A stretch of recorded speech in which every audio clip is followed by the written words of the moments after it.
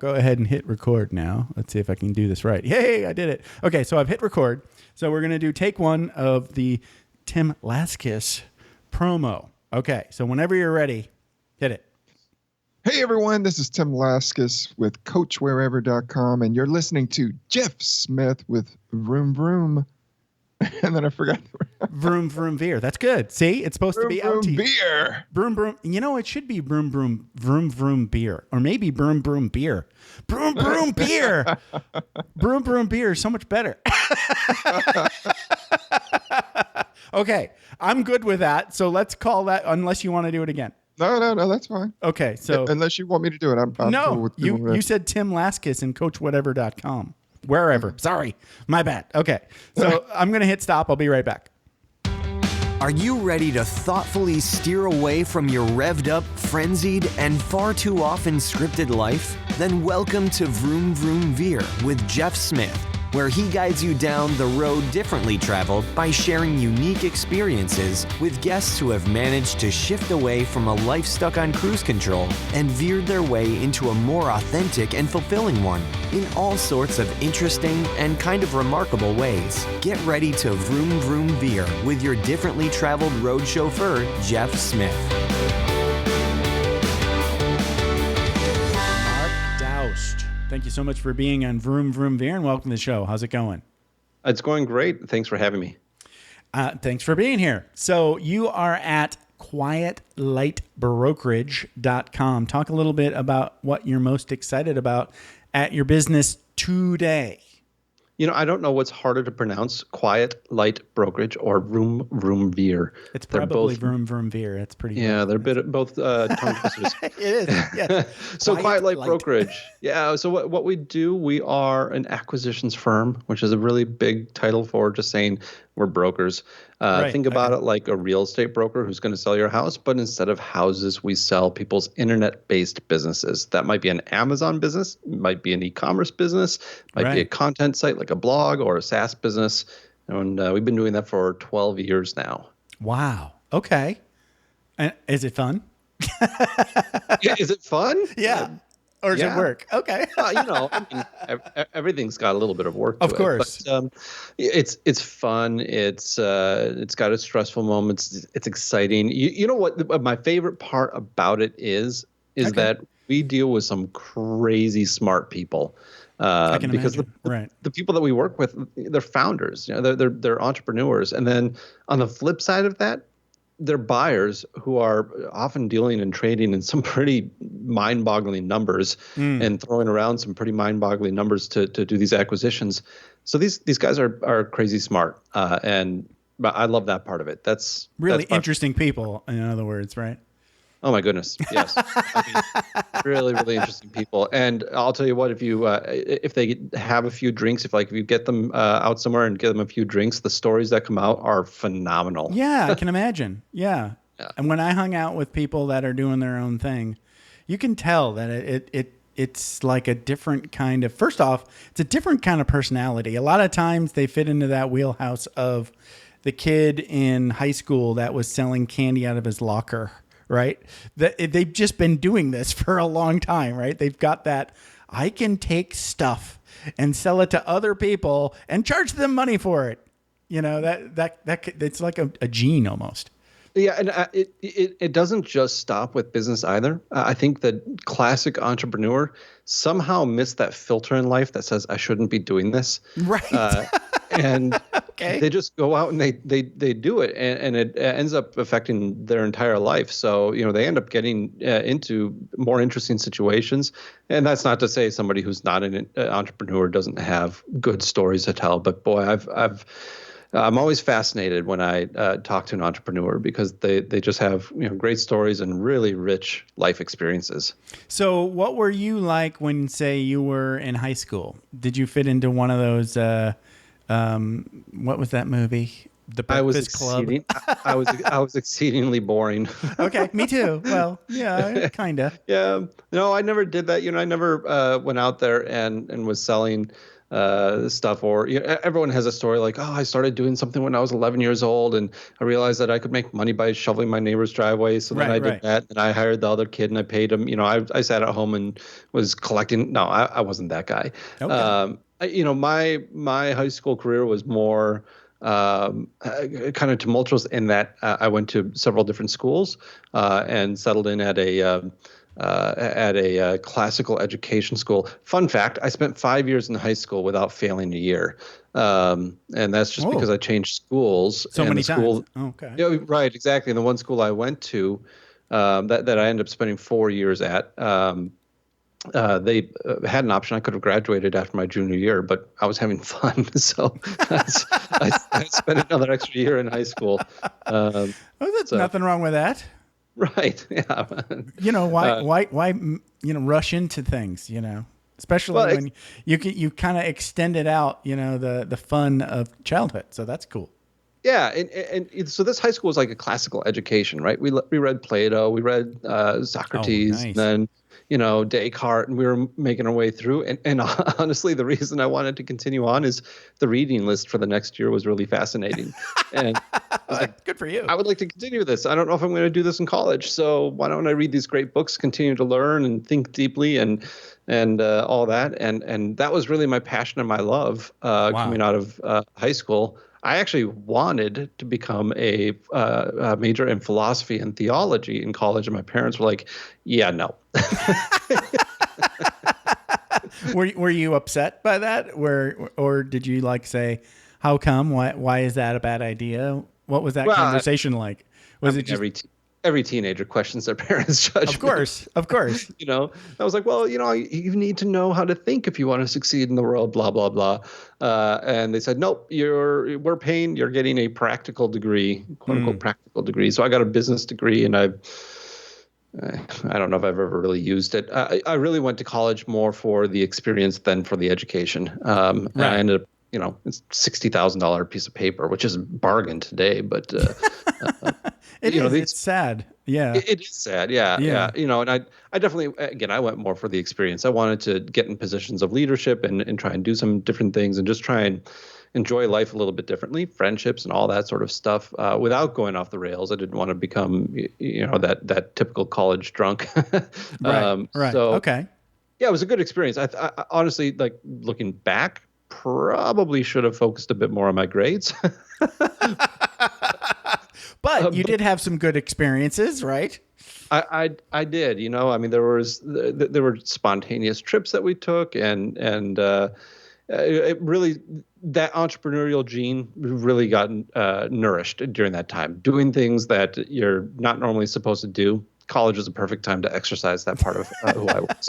There you go. I like it. And you survived. And then, so how did you end up? So after you finished college, right? Did you end up getting a job right away, or how did that play out? That's always a fun part of life. It's like you get to the end and you're like, shit, now what? So I can tell your podcast has got a little different feel. So I'll explain it this way. There was a company that was in our college town, really small college town in Ohio, and they had another branch in Baltimore, Maryland. Well, my senior year when I got there, I needed to get a job, and so I did. It was just like a customer service type position. Okay. And I sounds like a typical college job. Yeah, exactly. And I remember going there thinking, you know what? I've never been fired from a job before. I wonder what it's like, and so that's a great question. Okay. So I decided, I told my roommates, I think my goal with this job is to get fired. Wow. Okay. So what happened is they ended up promoting me. Of course. Because you were brazen. Yeah, and it was the internet era. This was around 2000, and there was crazy money being thrown at internet-based companies. And so they were growing like mad. So they took 3 college students, 3 of us. We were all roommates at the time. And no, I'm sorry, we weren't roommates, but 3 college students, all seniors. And they said, we want to start up a new department out here in the small town, and you 3 guys are going to lead it. Like, whoa. And so they actually are you nuts? Yeah, right, exactly. So they got a whole office building for us. We ended up hiring a full staff And that was part of my senior year. In addition to that, I was taking more credits than I should have because I needed to finish in 4 years. I started a relationship with my now wife, and I was president of Students in Free Enterprises, and I was working about 20 hours a week. It was insanity. It sounds like that's like 4 jobs, maybe. I'm not exactly sure. I lost count. Yeah, that's back when I had energy and stamina. You didn't always want to have a nap, right? Yes. Yeah, exactly. Yeah, I would get to bed at 3 a.m. I'd wake up at 6:30 a.m. and didn't think twice. Let's go. Yeah, right. Yeah. So then they offered us a job out in Baltimore, Maryland, and I went out there and we ended up going through the .com bust. I went from a department where I was one of 30, and one Monday morning I became one of 3. And we went from having 2 clients. I had 2 clients. I was an account manager, and I jumped up to 220 clients. And then they said, on top of that, the company's bleeding money, so we have to raise prices, and you need to call your new client list and tell them that we're basically doubling their price. Whoa. Yeah. Fun day. Yep. That was a fun week. A lot of people yelling at me, and I'm like, I know, and you don't know me from anyone else. And the only reason I have a job is I'm cheap, young, and stupid. Wow. Okay. Yeah. And you didn't get fired? Well, no, I did. Eventually. Okay. All right. Eventually, yeah. I didn't get to the end of the story yet. Sorry. I interrupted. No, that's fine. I mean, we can fast forward because the middle part's not too interesting. All right. But basically, I learned the world of corporate politics, and I learned that I wasn't playing the game very well. Well, I know that now. Right. Yeah. I think we all learned that one, right? That there's a game going on and you're not playing. Yeah, exactly. So, or you're getting screwed over because you don't even know what's going on. And you probably shouldn't be like in the face of your boss all the time. Right. Things I should have known. So I got let go of that position. Now, was it a firing or a layoff firing? It was a firing. It was calling into the office and this isn't working out. Wow. Okay. So you are officially fired. Congratulations. I like it when you make a goal, right? You have a goal and you succeed. I want to get fired. The thing about that is after I got that job out in Baltimore, I no longer had that as a goal. Okay. Well, all right. But, whatever. I look back and I'm like, all right, goal-oriented, way to go. But I began my career at that point of what I call being professionally unemployed. I gotcha. Yeah. And that started my entrepreneurial career. Honestly, that was one of those pivotal moments for me where I looked at the professional world. I enjoyed sales. I enjoyed relationship-based sales quite a bit.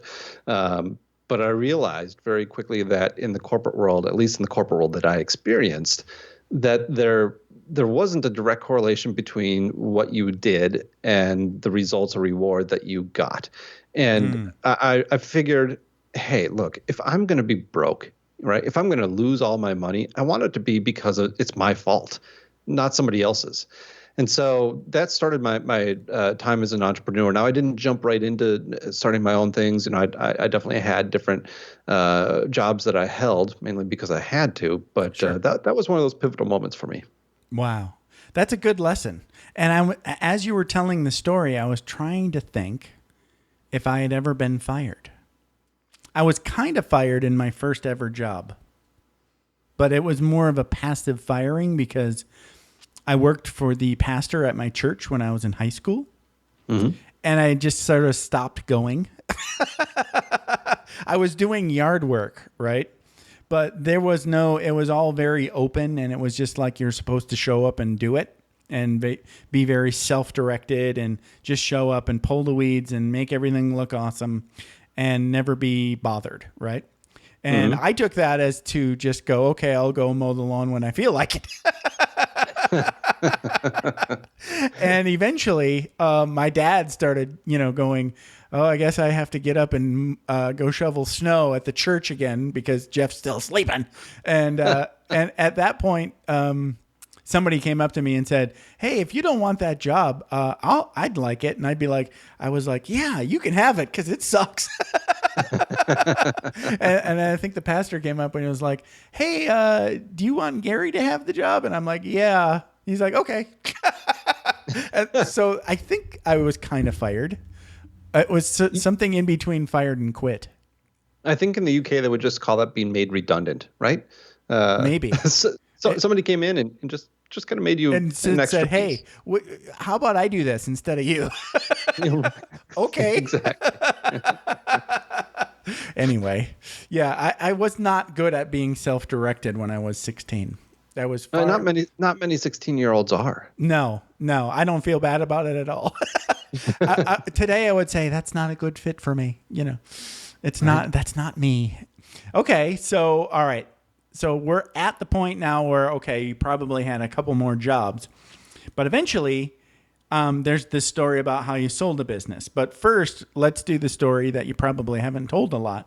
What was it like starting? I guess this is your first business. Is that the business that you sold? Let me see. No. Oh, okay. It's kind of hard to say, because I had a few of those businesses which are really more of, I wouldn't call them businesses. They're just kind of ways to make money. Okay. No, I get it. Like a blog or something. Yeah, and not even that. Like, I think one of the things I did was ad arbitrage for a little bit.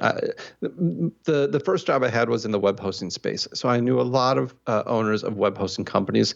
And one of the things I did is I found some advertising out there, and I basically said, okay, what if I were to take 8 of the people that I knew in the web hosting industry, told them to participate in this ad, and I would rotate their ads, and I would take a percentage on top. So basically, like an ad arbitrage there, being a middleman, and I reduced their effective cost and buy-in.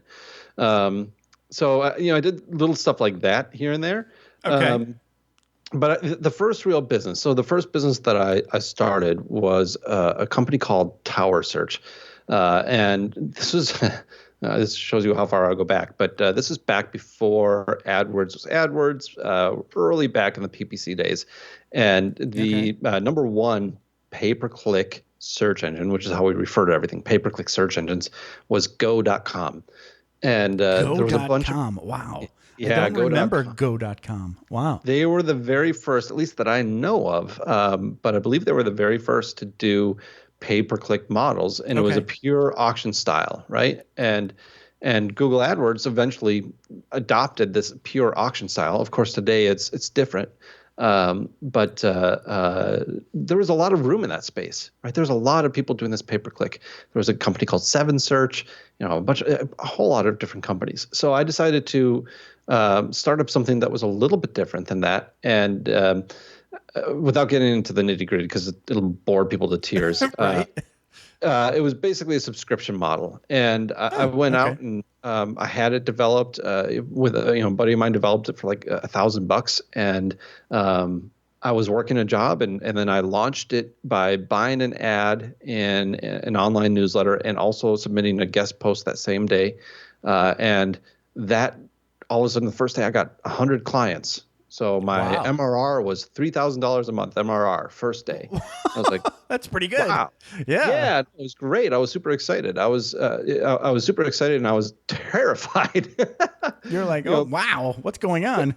Well, what's going on? And also, oh man, these people are giving me money. I actually have to deliver something now. Right. It's a terrifying, and I've talked to, my sister started a dog training business. She dealt with the same thing. I've talked to so many small business owners that first client you get is thrilling and terrifying at the same time. Right. Right. Yeah. Somebody's trusting you. But they paid you now. They've given you money to actually deliver. Exactly. Oh my gosh! What if they hate it? Well, what if they, are like, every insecurity you've ever had and never talked about is now in the mid. Exactly. Right. Terrifying. Okay. Yeah. So then I was, that business was going pretty well, and then I made a stupid mistake. Tried to edit some code myself, and I ended up deleting all of my clients' information. What? One day. Yeah. Wow. Whoops. Yeah, it was a bad day. Ouch. Yeah. Okay. So I had to email everybody and said, oops, sorry about this. Can you redo all that work you did before? And because people would have to add keywords and optimize listings and all this sort of stuff. And yikes.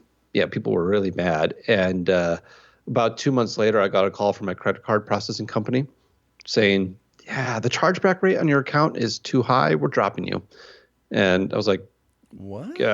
What am I going to do? Like, I can't do anything with this now. Like if I can't charge, what am I going to do?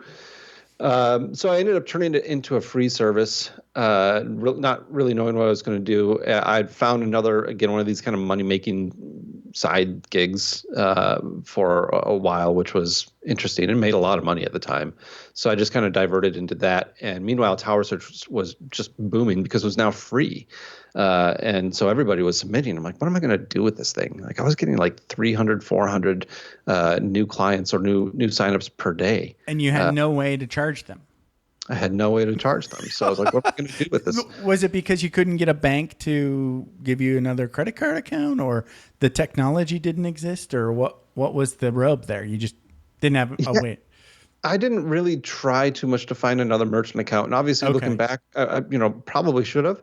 But it worked out well. Again, I had this other thing going on at the time, which was paying so much more money that and that was kind of like an icky feeling, right? You're like, yeah, exactly. I've already dealt with that. It's free now, right? So exactly that problem's solved. And the Tower Search business model also had problems, which was people are paying you to appear in results. Well, you need to make sure that you're appearing in people's results, and it was very difficult to get traffic to the actual search results, right? Because Google was blowing up. Who needs some unknown search engine, right?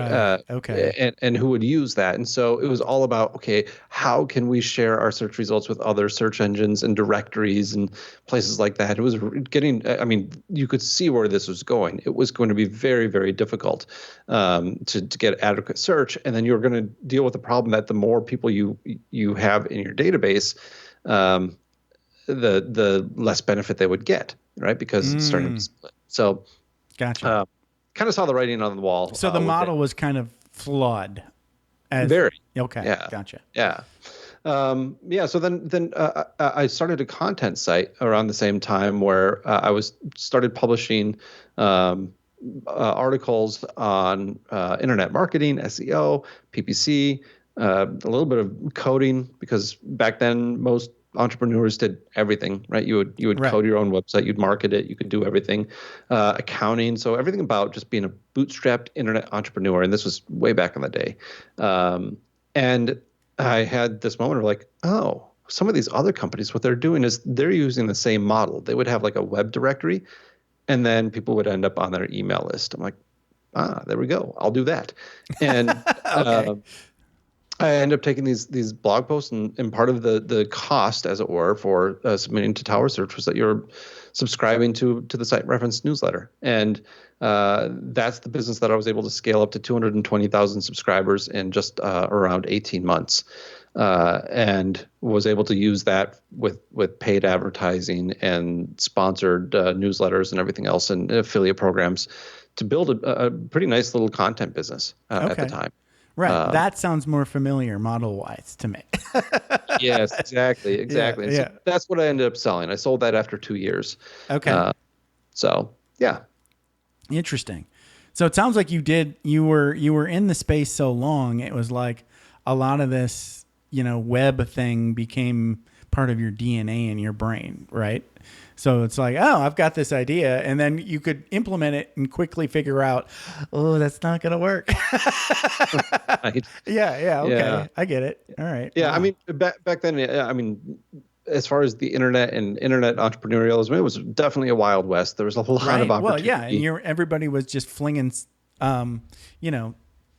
like a spitballing. They were spitballing. They were like, this might work. You come up with an idea, you throw it out there, you see what happens, and then that's how you figure out whether or not it's going to work or not, right? Yeah, and honestly, it was easy back then. Like, it was so easy compared to what it is today. I mean, it was easy. And Site Reference was very easy. The hardest part about Site Reference was the fact that I'd designed the site. I coded the website, custom code. So I had to learn how to code.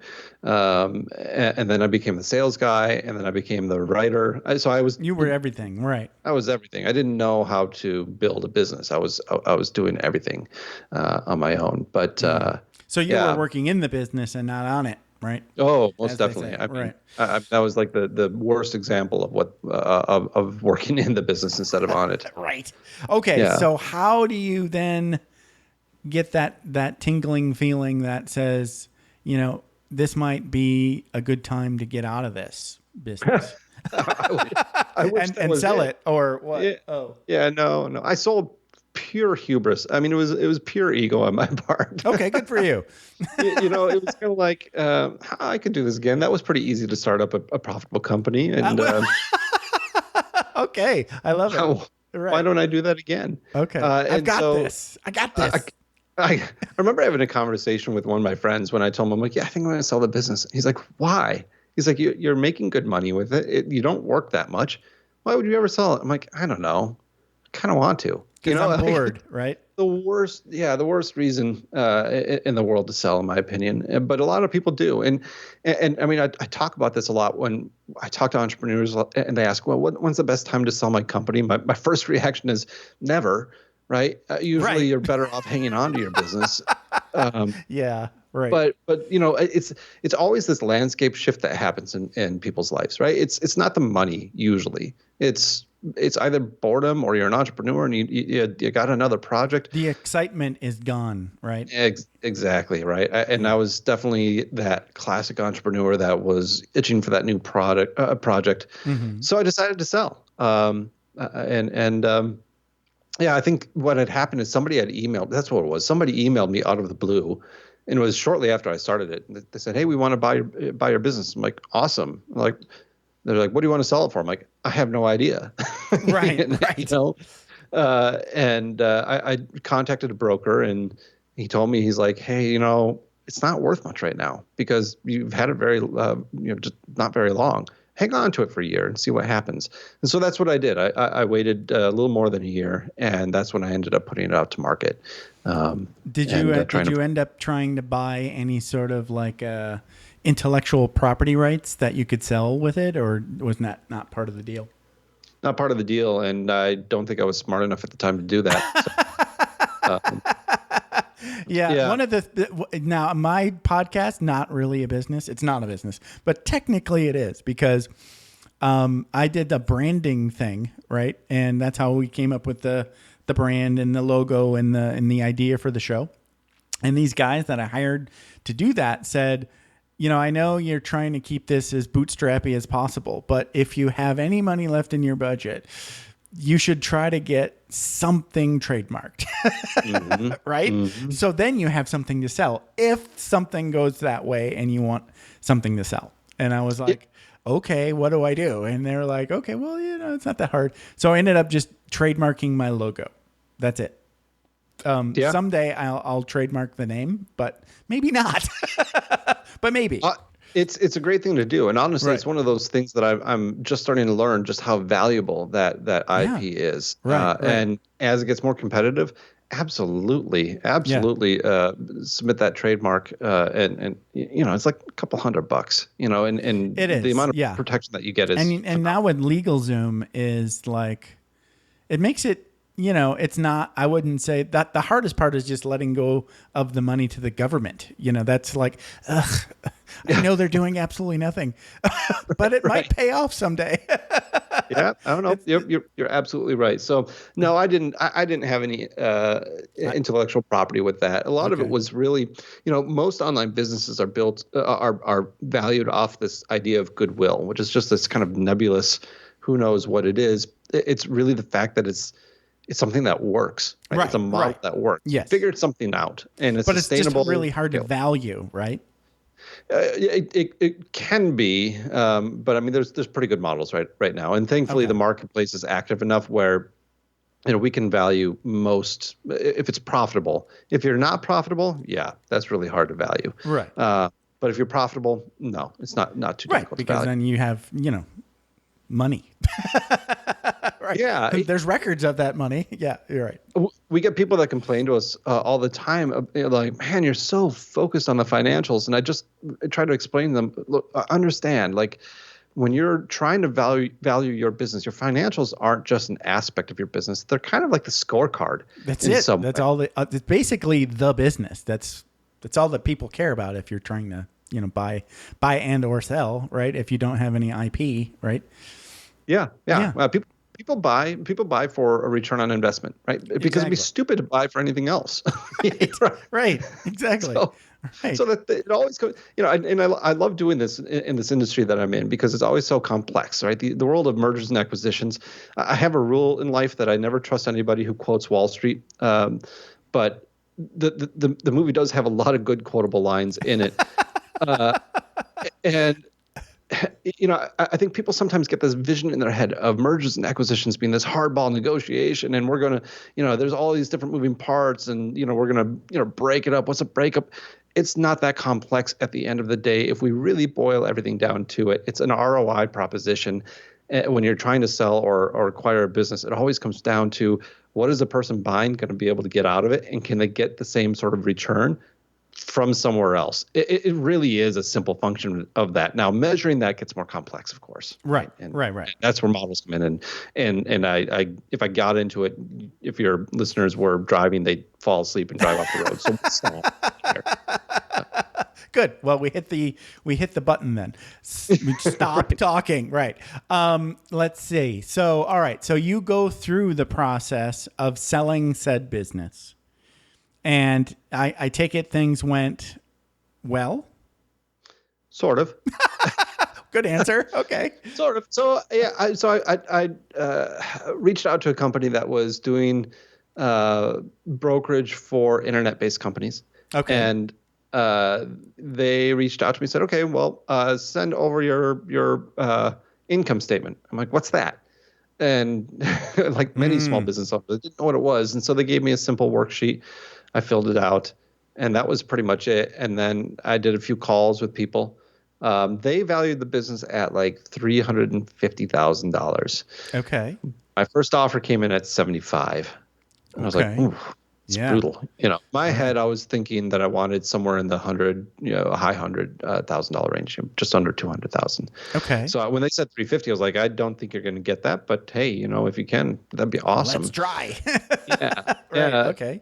And we had conversations, nothing came of it. And after, I think it was 3 or 4 months, I told them, I'm like, guys, I can't do this anymore. Yeah, I've got to work on my business. So I pulled it and I started working on the business, started getting it squared away. And it was 8 months later, the guy that was working with me said, hey, Mark, I know you pulled the listing and we're not, representing you, but somebody that did look at it before, he's interested in taking a look at it again.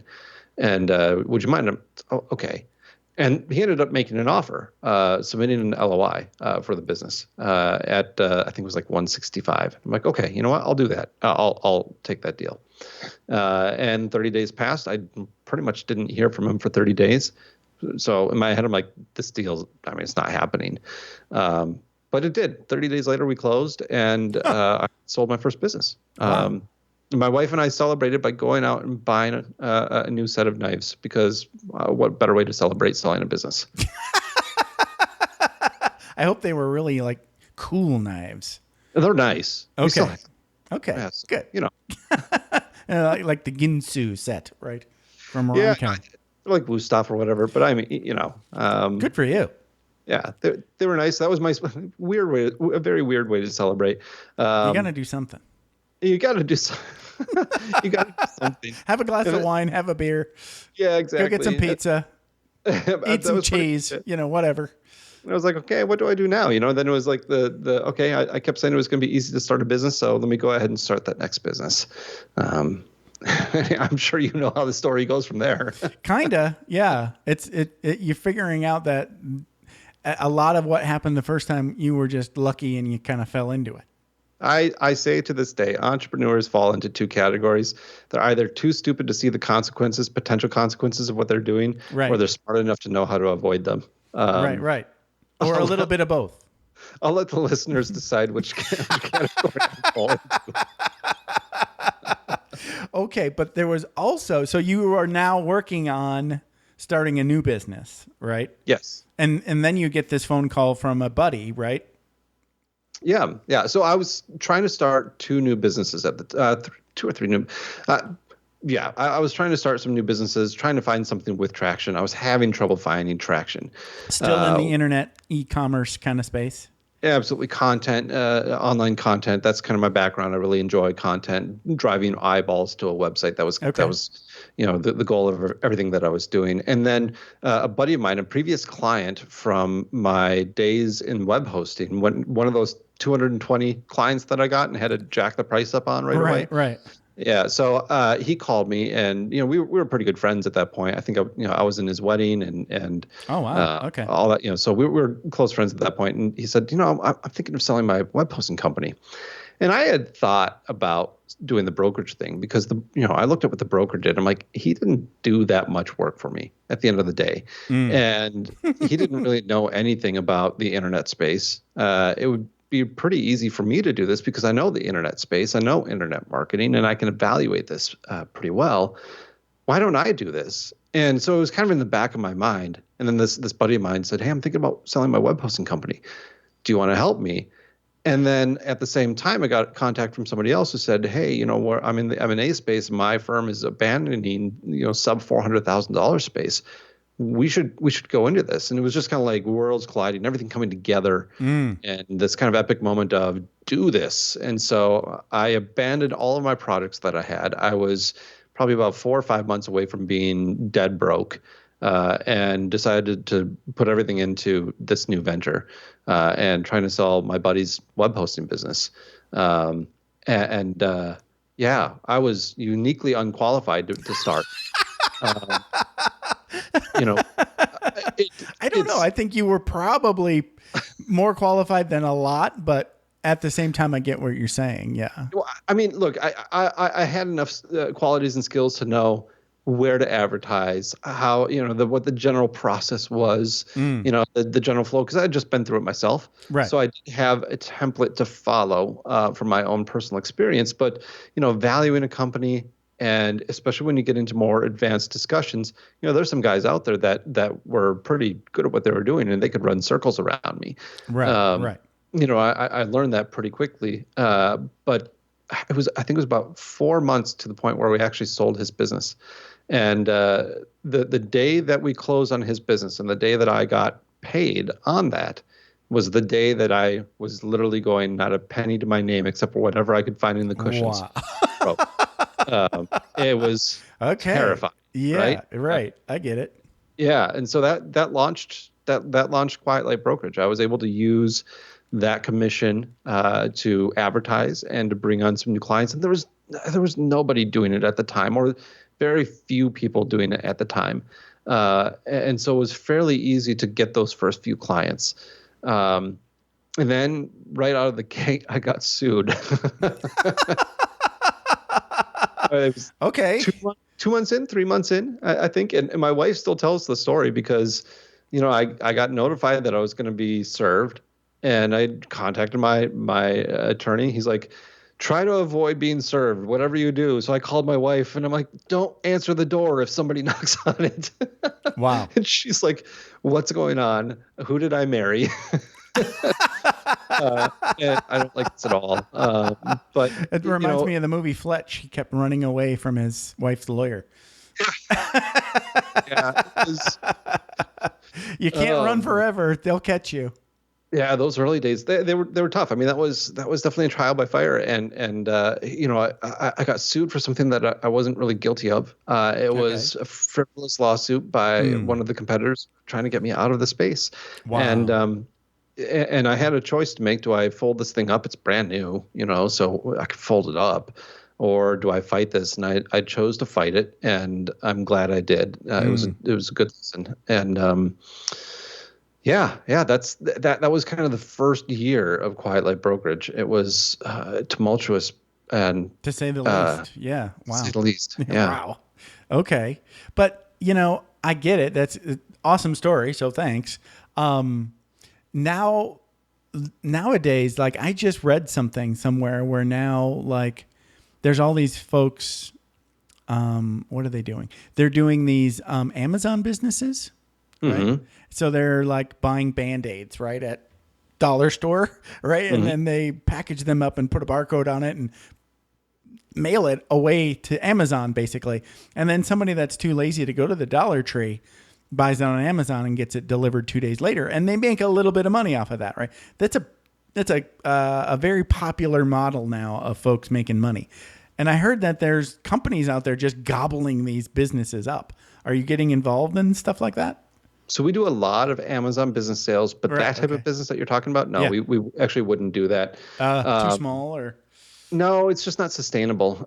So, I mean, Amazon has different tiers when it comes to the businesses as far as their quality and their desirability for being acquired by other groups. You know, and just as far as our Amazon businesses being acquired, yes. I mean, we have companies that are valued in the 8 figures that are being acquired that are pure Amazon, right? Okay. But that type of thing where somebody would go to a like a Walgreens and buy a bunch of Band-Aids and put it up on Amazon. That's just arbitraging, basically. Yeah. That's just arbitraging, right? Okay. And you know, it's not terribly sustainable. And Amazon is also not a huge fan of it. Okay. I know if there's an arbitrager out there, you may not like hearing that, or maybe you'll disagree with me. That's fine.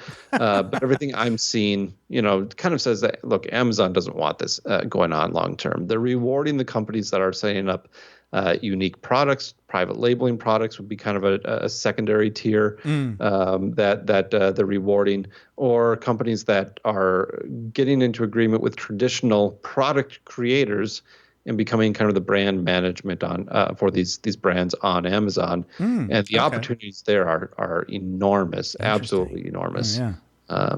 So yeah, it's a gold rush right now, for sure. Wow. Okay. But it's not that. That's okay. So my image of what an Amazon business is, it just shifted. Well, hey, and look, if you want to do the arbitrage, it's doable. And look, you can make money doing it. Like, so I don't want to. It's just not a sellable kind of business model, right? Because they're looking for like brands and things that are sustainable and scalable and things like that. Exactly. I mean, that sort of arbitrage falls in the same camp of what I was doing with like the ads or anything like, you know, those money making. Right. But it works, but you just have to sit there and play with it like constantly, right? Yeah. Exactly. Yeah. It's like selling stuff on eBay at scale, basically. Right. Yeah. And you can certainly make a living by doing it. And I've known a lot of people who have actually made pretty good money doing it. But if you ever want to sell it, it's not really going to be a sellable business. Maybe you can. I mean, I'm not going to say it's impossible, but it'll be pretty difficult to sell. No, I get it. Yeah, that makes sense. So I before we wrap up, and we're getting close to the hour mark, so I got to let you go. But I want to get into this this idea of the radical honesty. And I kind of understand what it is, but I really kind of want to get a story about how you discovered that it's usually the best way to go. Because I have too. I mean, and it kind of is always scary when you have one of these, let's call it the radically honest moment, right? Is always kind of like, you're in rehab or you're in a recovery kind of scenario, and you have to get in front of a bunch of people and tell the truth. And it's a painful truth sometimes. So talk a little bit about how you discovered this idea of radical honesty. So we actually refer to it by a different name inside our company. So we use radical honesty when we're talking outside the company. Inside the company, we call it reckless honesty. I like both. So, okay. Yeah. And we only change it because reckless, I don't want my clients to think that I'm going to be reckless with their business. Why we changed it. Understand. But the principle is still the same, you know, and I've also told, you know, people that we bring on board as brokers that we want to surprise somebody with the truth at a certain point in time. And the basic mindset is this. Let me back up a little bit. Yep. The business that we do with Quiet Light Brokerage, right? We help people sell their businesses. I'm not like most vendors, right? Most vendors you go to and they're going to tell you how you can improve your business, how you can make it better. My business really says you should stop doing what you're doing. And that's a really sort of unique thing. I'm never going to tell a business owner to stop doing business, right? And so I always want to have that appreciation for what they built at the forefront of my mind. Okay. And I want to make sure that the advice I'm giving them is in their best interest. Now, where this comes in handy is nobody likes to be sold, right? And everybody knows, especially in a business arrangement, the people you're talking to are going to be looking out for themselves at some point or another, right? Because that's why we're in business. And so you're always kind of on guard of, okay, at what point do I have to watch out for maybe being put in a position that I'm going to lose something? And the idea of reckless honesty recognizes all of these elements as far as our business, right? We're kind of a once in a lifetime solution for a business. Right. Okay. And what I recognize is you may one day want to sell your business. In fact, probably someday you're going to stop doing your business. This is just a reality of it. And when that day comes, I want you to choose me. And so the best thing I can do for you right now is to be as honest and straightforward with you as possible, even if that means telling you that you shouldn't sell your business. And we say that to more people. I did the math on it. It's about 80% of the people that come to us, we tell them to not sell right now, or to wait, or to do certain things because they have value that they can unlock elsewhere. When I went through the process of selling my business, it was get them in the door and put it out there and see if we can, get anybody to bite. And if we can't, it was a numbers game for on their part. Get enough businesses in here, and we're eventually going to sell one. Look, Quiet Light Brokerage, we sell about 95% of what we take on, right? It's very, very high percentage because we're confident in what we take on, and we are also confident that the goals of our clients align with selling. So that's where this idea came from. It's really if we're going to be recklessly honest to the point where we are going to be willing to give advice that may cause us to lose money in the short run, that in the long run, it'll pay back. Because hey, somebody's business is something really, really special, right? It takes a lot of work to start a business. I've learned this throughout my career. And we joked the hard way. Exactly. And I'll joke all the day long about how I was naive at certain points, and I was. But that naivety has really helped me grow to appreciate people who have started something that works. And I want to make sure that when somebody entrusts me with that final stage, I want to make sure that they get the most value possible out of that business. And I want to also make sure that they're doing the right thing by them. I don't want them to sell for the same reason I had, which was just to put a feather in their cap. Right. I want them to have a good reason for selling and something that makes sense, and be sure that, hey, you know what? I'm not going to look back 4 months after that sale and be like, damn, I wish I didn't do that. So that's the goal. That's the reason. I learned this. Now, your version of honesty is awesome, because I think you're right. I think you'll probably, like you said, like you're not going to be doing the churn and burn like most businesses, but in the long run, when they do get to that point when they're ready, then they'll come back to you. I think that makes sense. I learned this idea working a job. So I was let's see if I want to summarize and use as few words as possible. So I was doing the job was just like we were doing migrating from Windows 7 to Windows 10. And I just had to push these computers, right, on an Air Force base. And of course, there's a project manager every day when I'm reporting my units deployed that he wants to be, 70 a day or 110 a day. And we're getting never ever close to that. Right. And every day in my report on the phone or whatever, he's saying, your numbers aren't looking great. You got to get your numbers up. And I'm like, well, and so about halfway through, right, I just got tired of making up excuses about why we were not getting the numbers. Because the truth was we were never going to hit those numbers because we were relying on the Air Force to give us the computers to, put Windows 10 on them. And they were the bottleneck, and we couldn't do anything about it. So I told him that. And I said, until we have the Air Force, I just told the truth. So I said, I don't think the numbers are going to go up. And he said, why not? And I said, why? And he's like, no. And I'm like, okay, so you want me to go back to giving you excuses? And he's like, well, you got to do something. And I'm like, well, it's still going to be true. And, he didn't stop asking me why my numbers were bad. I just stopped feeling bad about saying the same thing every day. How's that? Yeah. Right. Right. Because it was just true. It wasn't going to change. So I can bring this to a really bad example. Okay, great. I love bad examples. They're the best. Yeah, because this does apply, and it especially applies with what we do, because we often evaluate people's businesses and help them determine what it's worth today. And as a general rule, most business owners value their businesses far higher than what the marketplace does, right? So a lot of our conversations are like, okay, your business is not worth the amount that you thought it was. Here's why. Which, of course, isn't always the best thing to do. But I'm going to bring it back to American Idol. Okay. Because why not? Okay. Yeah, why not?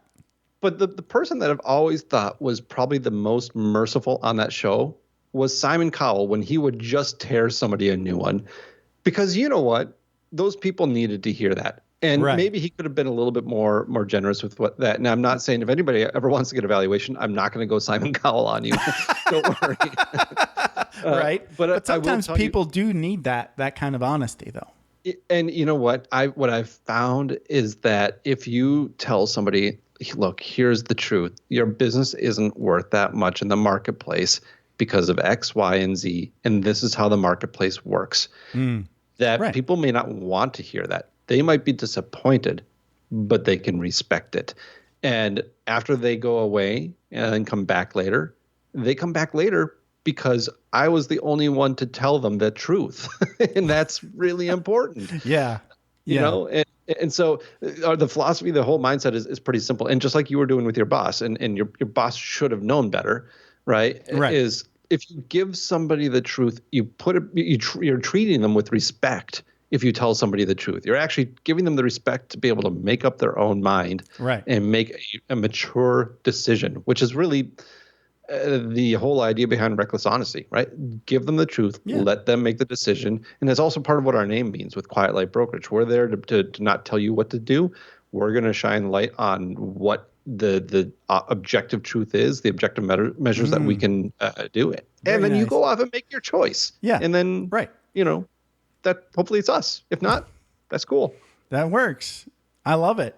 This has been a blast, man. So how can people out there best get in touch with Mark Daoust? Did I say it right? Yes, rhymes with Faust. Okay. All right. Rhymes with Faust. That's right. No relation. No relation. Good. Because rhyming last names usually don't have any relation. Yes, that's true. Yeah. You can email me, mark@quietlightbrokerage.com, or you can go to the website, quietlightbrokerage.com. Or if you don't want to talk to me and just listen to me, which I'm sure most people are like, nope. But hey, look, if you do, we talk about acquisitions. We talk about buying online businesses and selling online businesses over at the Quiet Light podcast. Perfect. One episode a week, good information. And half the time it's not me. So if you don't like listening to me, listen to the other half of the podcasts. Perfect. This has been a blast. Thank you, Mark, and you have a good one. Thank you. Thanks for taking the time to ride along with us on another episode of Vroom Vroom Veer. For podcast info and show notes, be sure to head over to vvveer.com. That's VVER.com. Man, that's fun to say. And we'll catch up with you next time here on Vroom Vroom Veer.